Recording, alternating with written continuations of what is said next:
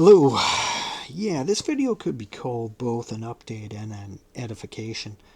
I will place it at the beginning of the Moby Dick reading playlist. First off, I just wanted to mention that in one of the few intro videos at the beginning of the playlist, I mentioned that I had not finished reading the book. I believe at that time I was halfway through, but that's no longer the case. I finished reading that book quite some time ago, at least a month ago, perhaps two. The exact date of that would be found in the video where I recorded chapter 135 and the ending there. It would be that same date that I wrapped it up. Initially, one of the first things people will, who tune into the playlist or decide to give it a listen, will recognize is that initially the first few videos up until the, I guess, 30s are there, and then there's a huge jump ahead towards the videos of the late 60s and 70th chapters. Yeah, which ultimately leaves a gap of chapters between, right? And there's basically a reason for that.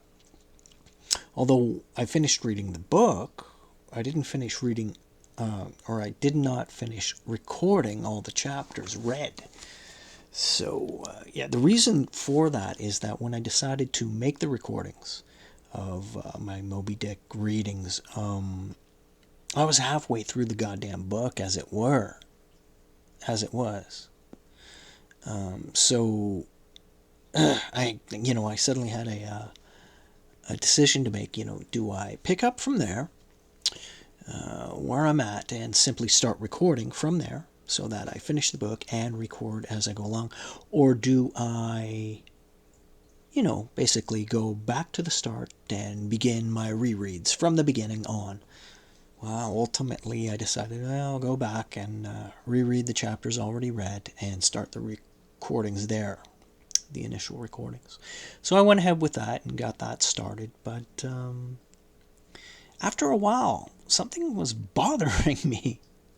And that was the fact that, my completing the book was being interrupted and delayed by this new activity, and it was bothering me. So I started thinking about it differently, and I'm like, well, talking to myself now, that what I could do is, you know, continue with the chapter readings in sequence from the beginning, keep going with that, but as well pick up where I left off and also record those chapters that were unread, and from 70s, from the 70s on until the book was finished. So that's what I started to do, but ultimately there was that gap of unread chapters. That's why. So, basically I'm just resolved to fill them in one at a time as I go along. No rush. I mean, I do this stuff for pleasure. That's what that's about. There's no mystery there. But that's why that is like that. And so, just a heads up spoiler. At the time of this recording, right now, the playlist is not complete. And, you may get midway through and realize, oh, where's the rest? But you may not either. I don't know. Someone would say, why don't you just post when the thing is complete? That would be better off than, I don't really care. That's the thing. One at a time, as I see fit, as I go along. As I said, I'm in this for pleasure. I don't require anything in way of support in this, in that it's fulfilling within itself, if you get my meaning. But since this video is going to be at the beginning of the playlist, there's something else I should mention. Now, one of the initial videos, as the playlist gets started, is a it's a 10 to or 11 minute, one of the earliest videos recorded on the subject of reading Moby Dick and intros, etc. It mentions the couple of different editions and their differences and a little bit about them, blah, blah, blah.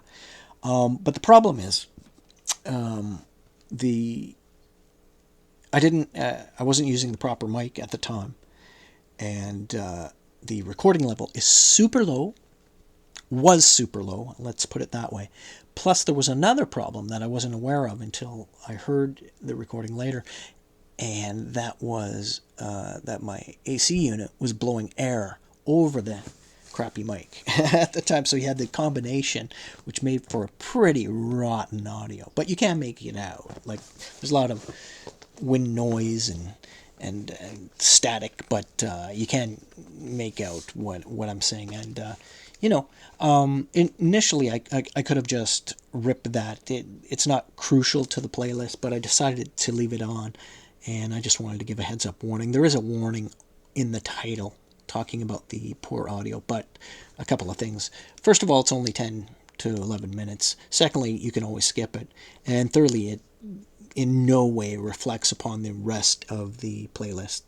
That problem doesn't pop up again. I don't know. I just it was part of the process, and I just decided to leave it in. Whatever, it's there, throw it in. I don't know. For some reason, I wanted it on there. But anyway, if it bothers you so much, you can always skip ahead. Now, also, remember, like, there's I'm not sure maybe there's 5, 6 introduction videos at the beginning of the playlist before the actual book begins, and those are, there's some personal introductions, but and personal readings of introductions from various editions. About 3 to be exact. Since I mentioned so much about the Easton Press edition and displayed that in that noisy, windy video, whatever, I figured, I might as well, why not throw in the publisher's preface in there, which would basically begin with their short introduction, as well as speak about print, paper, binding of that actual book, which is a pretty neat object to have. Anyway, but also to mention the artist in that edition that did the illustrations, that sort of thing. It's not that long, it's short. That's followed up by a couple of other things. One of them being D.H. Lawrence's take on Moby Dick and Herman Melville, which, when I saw it in the paperback version offered, I was like, oh yeah, I'm all over this. I've got to get a reading of that. I'm interested to see what Lawrence had to say about Melville. Wow, are you kidding? One great writer talking about another great writer. Yeah. So I decided to add that. And of course, if you're throwing in introductions and stuff, it just, you can't skip out on the Fadiman essay, right? It's great. Like, it's totally awesome. It's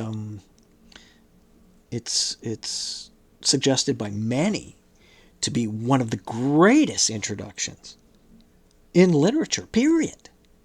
Which is a pretty bold claim. But it's I'll put it this way, it's pretty damn good. So of course that's in there. So all that being said, remember that they can always be skipped ahead. I mean, you can always skip ahead and go directly to chapter 1, The Loomings, to get the reading started directly to Melville's, because I figure that's what most people are there for. They want to hear the book. But I'll tell you, you can do that, but I had to suggest that some people slow down and just give those intros and those couple of essays a listen. They're worth it. They're really good. They're really good. you know. But other than that, if you decided to stop by, thank you. I'm glad. I hope you appreciate Melville and Moby Dick like I do. And like I said, I don't require anything, nothing from the listener. No likes, no support, or ad opportunities. I don't. It's all about the text for me. It's all about pleasure. Just reading, really.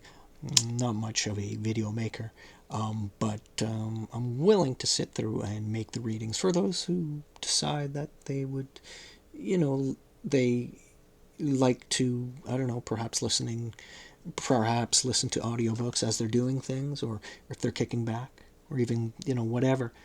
For one reason or another, they decided not to read. I don't encourage that completely, but so give them the opportunity. If not, it's just an introduction to something that they might want to read. But either way, my thanks again, and I hope you find that you get something out of this. And I guess that's about it. Sit back and enjoy.